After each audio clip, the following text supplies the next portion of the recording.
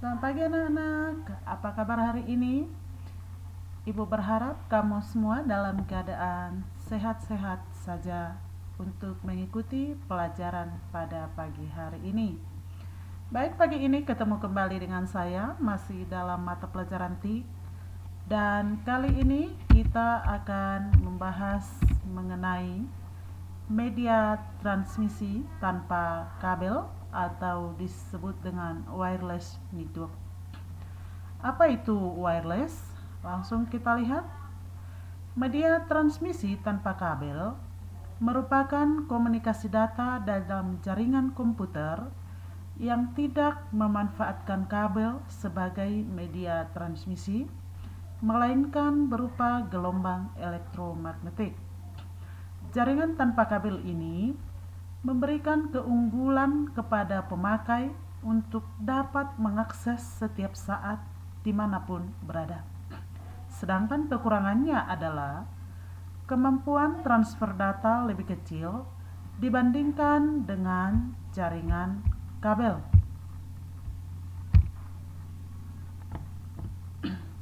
Pada media transmisi ini masih sering terjadi gangguan sehingga memungkinkan terjadinya kehilangan data. Jika sumber data dan penerima data jaraknya cukup jauh atau medannya sulit, maka dapat digunakan media transmisi radiasi elektromagnetik yang dipancarkan melalui udara terbuka yang dapat berupa 1. Gelombang mikro atau microwave. Apa itu gelombang mikro? Mikro terjemahan dari mikro artinya kecil, wave artinya gelombang, sehingga microwave berarti hubungan dengan menggunakan media transmisi radio gelombang pendek. Kenapa disebut pendek? Karena memang panjang gelombangnya hanya dalam satuan sentimeter saja. Transmisi gelombang mikro memiliki jangkauan yang pendek, sehingga jika digunakan dalam hubungan jarak jauh, diperlukan banyak stasiun repeater atau pengulang. Pada umumnya, repeater dibangun pada jarak 50 km sampai 70 km yang berfungsi untuk menerima sinyal, memperkuatnya, dan kemudian memancarkan kembali dalam bentuk yang lebih kuat ke stasiun repeater berikutnya. Nah, yang kedua, sistem satelit. Dengan sistem satelit, sinyal yang dikirim ke stasiun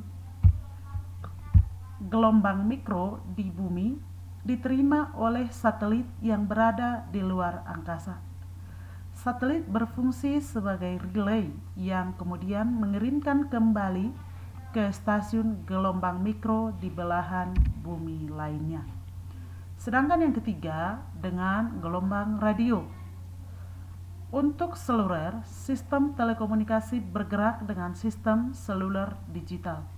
Ada dua macam, yaitu GSM non-seluler yang memiliki cakupan daerah cukup luas dengan dilengkapi antena sebagai pemancar dan penguat sinyal, serta GSM seluler yang dilengkapi sebuah sistem tower pengirim dan penerima yang disebut Base Transceiver Station atau BTS.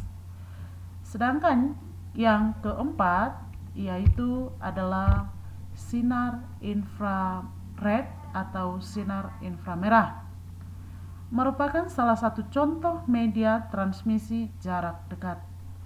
Teknologi ini memiliki sifat line of sight, sehingga jika terhalang, maka aliran data dan informasi akan terhenti serta mudah terinterferensi oleh sinar matahari. Teknologi sinar inframerah biasanya dipakai untuk komunikasi skala kecil, terutama untuk jaringan komputer lokal dalam satu ruang. Sinar ini banyak digunakan dalam penelitian untuk melakukan uji coba perang. Sedangkan yang kelima yaitu sistem sinar laser. Teknologi ini hampir sama dengan sinar inframerah, yaitu memiliki sifat line of sight. Teknologi ini mampu membawa data atau sinyal. Data yang dikirimkan melalui sinar laser ternyata jauh lebih besar daripada gelombang radio, microwave, dan peralatan elektronik lainnya. Teknologi ini digunakan untuk transmisi jarak jauh. Nah, itulah materi kita untuk pagi ini, yaitu mengenai sistem transmisi tanpa kabel. Sekian materi kita, sampai jumpa minggu depan.